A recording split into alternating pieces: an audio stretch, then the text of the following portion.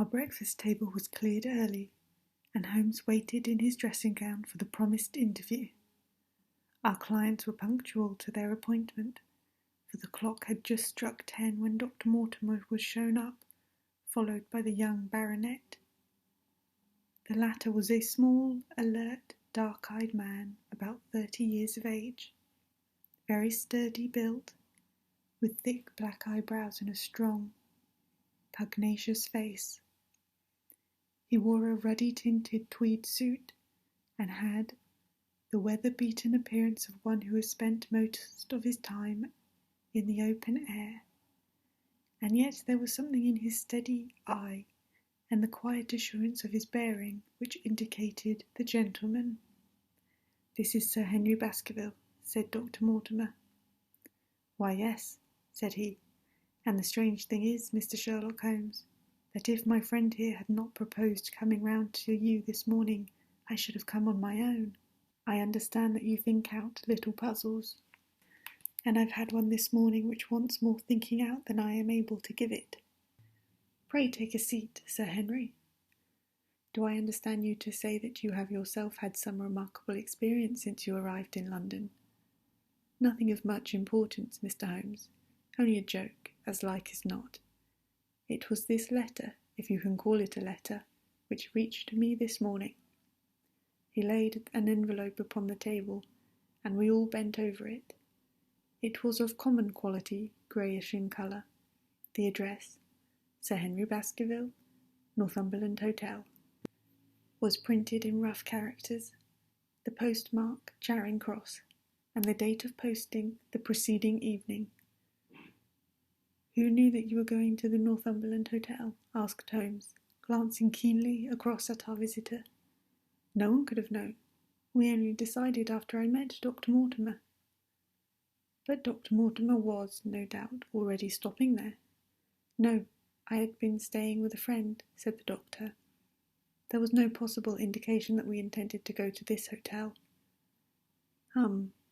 Someone seems to be very deeply interested in your movements." Out of the envelope he took a half-sheet of foolscap paper folded into four. This he opened and spread flat upon the table. Across the middle of it a single sentence had been formed by the expedient of pasting printed words upon it. It ran, "As you value your life or your reason, keep away from the moor." The word "moor" only was printed in ink. "Now," said Sir Henry Baskerville, "perhaps you will tell me, Mr. Holmes, what in thunder is the meaning of that? And who is it that takes so much interest in my affairs?" "What do you make of it, Dr. Mortimer? You must allow that there is nothing supernatural about this, at any rate." "No, sir, but it might well come from someone who was convinced that the business is supernatural." "What business?" asked Sir Henry sharply. "It seems to me that all you gentlemen know a great deal more than I do about my own affairs." "You shall share our knowledge before you leave this room, Sir Henry, I promise you that," said Sherlock Holmes. "We will confine ourselves for the present, with your permission, to this very interesting document, which must have been put together and posted yesterday evening. Have you yesterday's Times, Watson? It's here in the corner. Might I trouble you for it? The inside page, please, with the leading articles." He glanced swiftly over it, running his eyes up and down the columns. "Capital article this is on free trade. Permit me to give you an extract from it.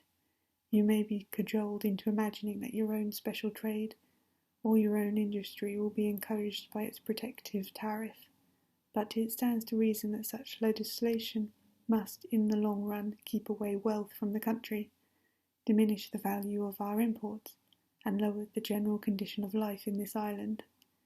"What do you think of that, Watson?" cried Holmes, in high glee, rubbing his hands together with satisfaction. "Do you think that it is an amiable sentiment?" Dr. Mortimer looked at Holmes with an air of professional interest, and Sir Henry Baskerville turned a pair of puzzled dark eyes upon me. "I don't know much about the tariff and things of that kind," said he. but it seems to me we've got a bit off the trail so far as that note is concerned. On the contrary, I think we are particularly hot upon the trail, Sir Henry. Watson here knows more about my methods than you do, but I fear that even he has not quite grasped the significance of this sentence. No, I confess that I see no connection.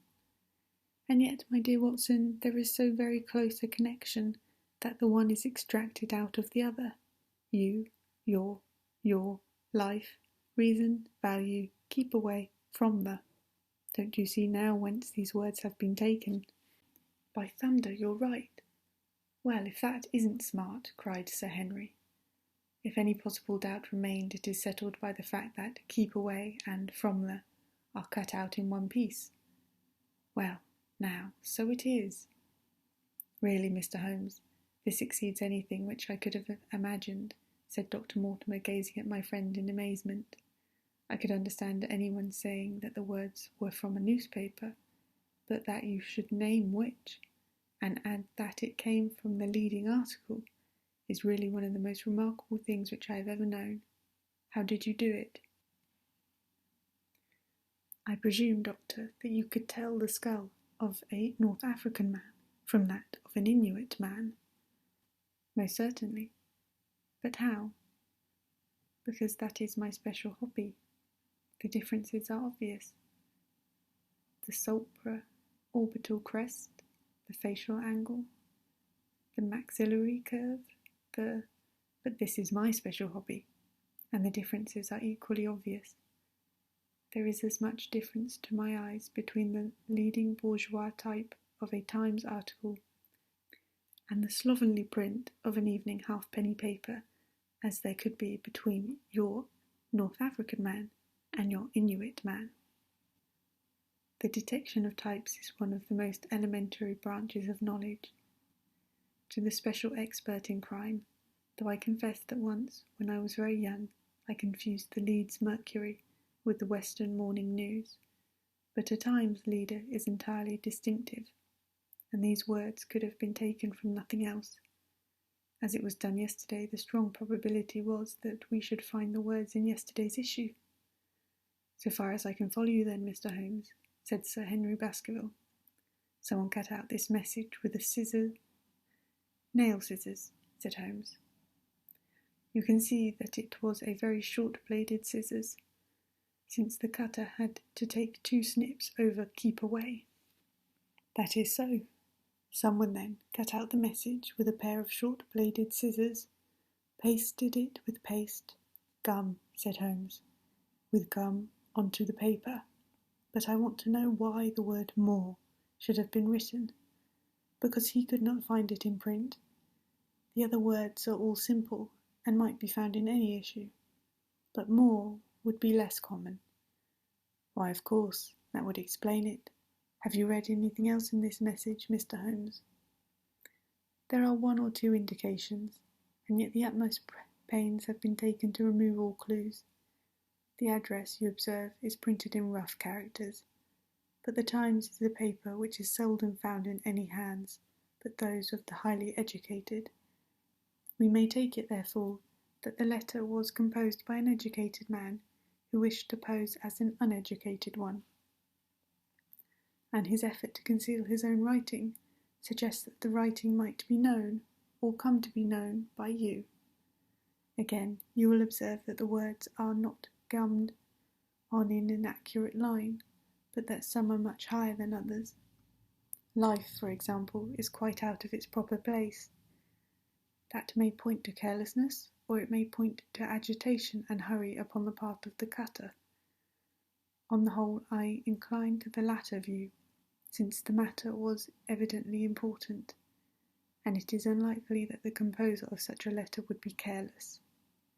If he were in a hurry, it opens up the interesting question of why he should be in a hurry, since any letter posted up to the early morning would reach Sir Henry before he would leave his hotel. Did the composer fear an interruption, and from whom? We are coming now rather to the region of guesswork, said Dr. Mortimer. Say, rather, into the region where we balance probabilities and choose the most likely. It is the scientific use of imagination, but we have always some material basis on which to start our speculations. Now you would call it a guess, no doubt, but I am almost certain that this address has been written in a hotel. How in the world can you say that? If you examine it carefully, you will see that the pen and the ink have given the writer trouble. The pen has spluttered twice in a single word, and has run dry 3 times in a short address, showing that there was very little ink in the bottle. Now, a private pen or ink bottle is seldom allowed to be in such a state, and the combination of the two must be quite rare. But you know the hotel ink and the hotel pen, where it is very rare to get anything else. Yes, I have very little hesitation in saying that could we examine the waste paper baskets of the hotels around Charing Cross until we found the remains of the mutilated Times leader, we could lay our hands straight upon the person who sent this singular message. Hello, what's this? He examined carefully the foolscap, upon which the words were pasted, holding it only an inch or 2 from his eyes. Well? Nothing, said he, throwing it down. It is a blank half-sheet of paper, without even a watermark upon it. I think we have drawn as much as we can from this curious letter. And now, Sir Henry, has anything else of interest happened to you since you have been in London? Why, no, Mr. Holmes, I think not. You have not observed anyone follow or watch you? I seem to have walked right into the thick of a dime novel, said our visitor. Why in thunder should anyone follow or watch me? We are coming to that. You have nothing else to report to us before we go into this matter? Well, depends on what you think is worth reporting. I think anything out of the ordinary routine of life well worth reporting. Sir Henry smiled. I don't know much of British life yet, for I have spent nearly all my time in the States and in Canada, but I hope that to lose one of your boots is not part of the ordinary routine of life over here. You have lost one of your boots? My dear sir, cried Dr. Mortimer, it is only mislaid. You will find it when you return to the hotel. What is the use of troubling Mr. Holmes with trifles of this kind? Well, he asked for anything outside of the ordinary routine. Exactly, said Holmes. However foolish the incident may seem, you have lost one of your boots, you say. Well, mislaid it anyhow. I put them both outside my door last night, and there was only one in the morning. I could get no sense out of the chap who cleans them. The worst of it is that I only bought the pair last night in the Strand, and have never had them on. If you've never worn them, why did you put them out to be cleaned? They were tan boots, and had never been varnished. That was why I put them out. Then I understand that on your arrival in London yesterday, you were out at once and bought a pair of boots. I did a good deal of shopping. Dr. Mortimer here went round with me. You see, if I am to be a squire down there, I must dress the part, and it may be that I have got a little careless in my ways out west. Among other things, I bought these brown boots, gave $6 for them, and had one stolen before I ever had them on my feet. It seems a singularly useless thing to steal, said Sherlock Holmes. I confess that I share Dr. Mortimer's belief that it will not be long before the missing boot is found. And now, gentlemen, said the baronet with decision, it seems to me that I have spoken quite enough about the little that I know. It is time that you kept your promise, and gave me a full account of what we are all driving at. Your request is a very reasonable one, Holmes answered. Dr. Mortimer, I think you could not do better than to tell your story as you told it to us. Thus encouraged, our scientific friend drew his papers from his pocket and presented the whole case as he has done upon the morning before. Sir Henry Baskerville listened with the deepest attention, and with an occasional exclamation of surprise. Well, I seem to have come into an inheritance with a vengeance, he said, when the long narrative was finished. Of course, I've heard of the hound ever since I was in the nursery. It's the pet story of the family, though I never thought of taking it seriously before. But as to my uncle's death, well, it all seems boiling up in my head. and I can't get it clear yet. You don't seem quite to have made up your mind whether it's a case for a policeman or a clergyman. Precisely. And now there's this affair of the letter to me at the hotel. I suppose that fits into its place. It seems to show that someone knows more than we do about what goes on upon the moor, said Dr. Mortimer.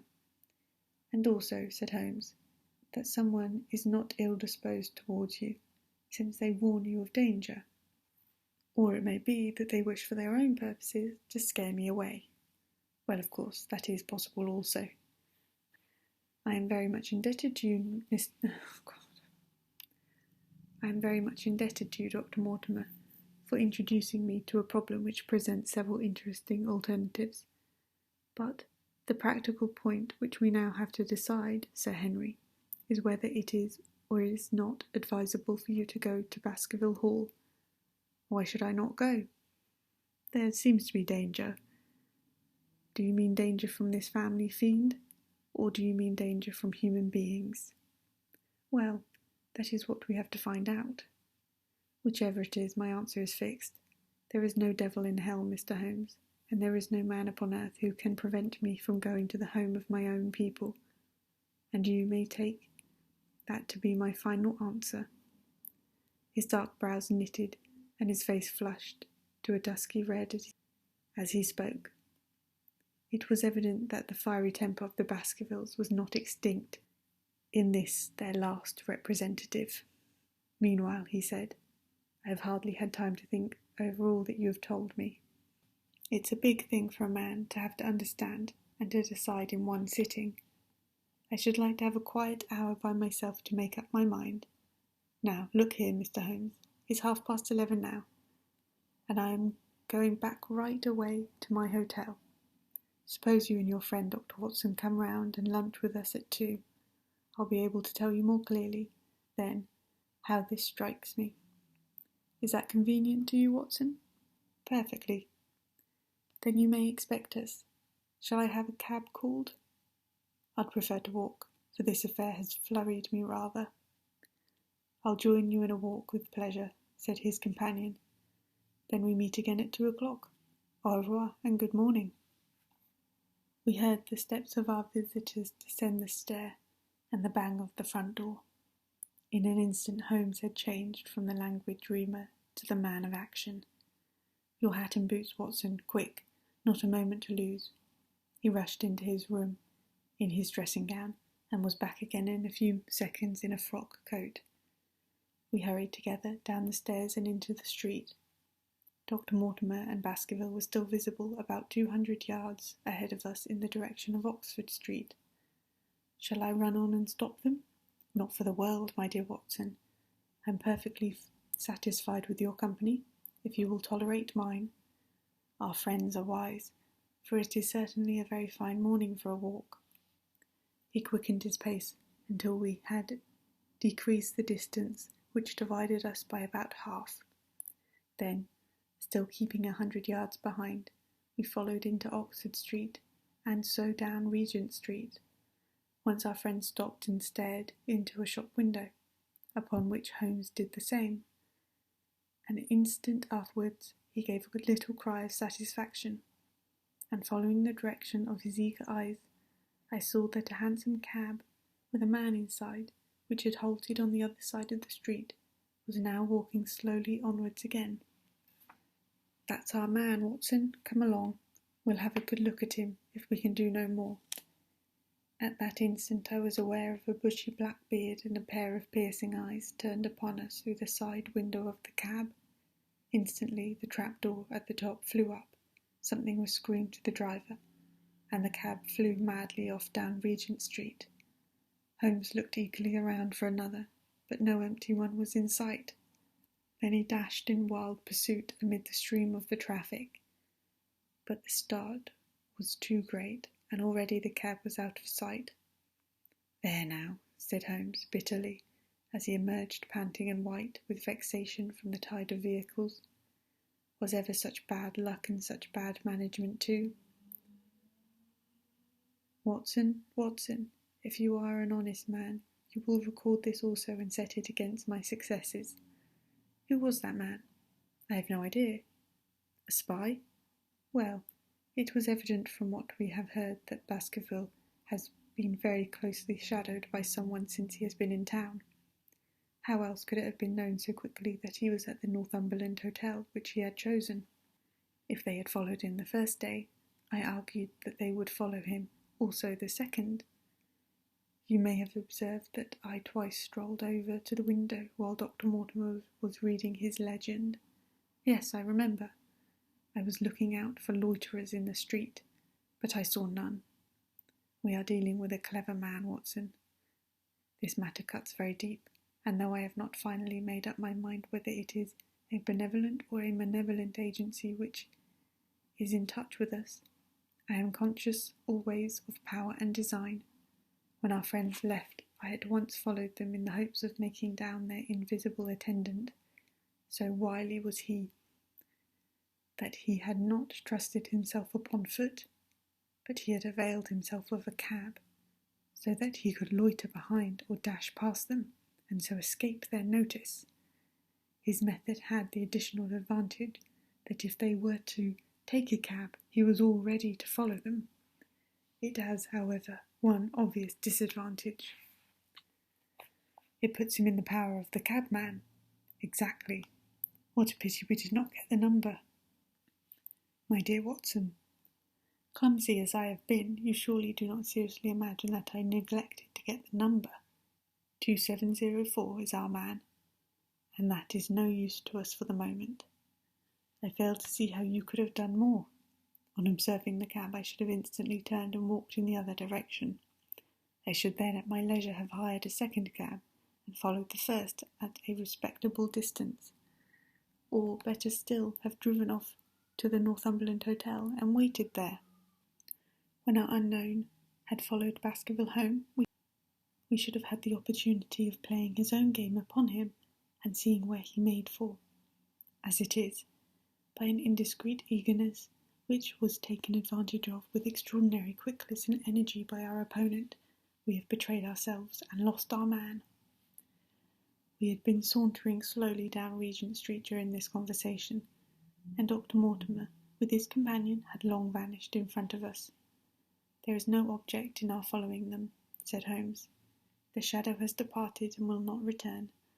We must see what further cards we have in our hand, and play them with decision. Could you swear to that man's face within the cab? I could swear only to the beard. And so could I, from which I gather that in all probability it was a false one.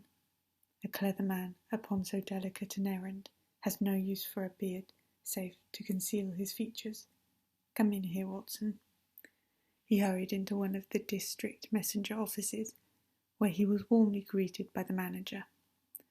Ah, Wilson, I see you have not forgotten the little case in which I had the good fortune to help you. No, sir, indeed I have not. You saved my good name, and perhaps my life. My dear fellow, you exaggerate. I had some recollection, Wilson, that you had among your boys a lad named Cartwright, who showed some ability during the investigation. Yes, sir, he's still with us. Could you ring him up? Thank you. I should be glad to have change for this £5 note. A lad of 14, with a bright, keen face, had obeyed the summons of the manager. He stood now gazing with great reverence at the famous detective. Let me have the hotel directory, said Holmes. Thank you. Now, Cartwright, there are the names of 23 hotels here, all in the immediate neighbourhood of Charing Cross. Do you see? Yes, sir. You will visit each of these in turn. Yes, sir. You will begin in each case by giving the outside porter 1 shilling. Here are 23 shillings. Yes, sir. You will tell him that you want to see the waste paper of yesterday. You will say that an important telegram has miscarried, and that you are looking for it. You understand? Yes, sir. But what you are really looking for is the centre page of the Times with some holes cut into it with scissors. Here's a copy of the Times. It is this page. You could easily recognise it, could you not? Yes, sir. In each case, the outside porter will send for the hall porter, to whom you will also give 1 shilling. Here are 23 shillings. You will then learn in possibly 20 cases out of 23, that the waste of the day before has been burned or removed. In the 3 other cases you will be shown to a heap of paper, and will look for this page of the Times among it. The odds are enormously against your finding it. There are 10 shillings over in case of emergencies. Let me have a report by wire at Baker Street before evening. And now, Watson, it only remains for us to go find out by wire the identity of the cabman, number 2704, and then we will drop into one of the Bond Street picture galleries and fill in the time until we are due at the hotel.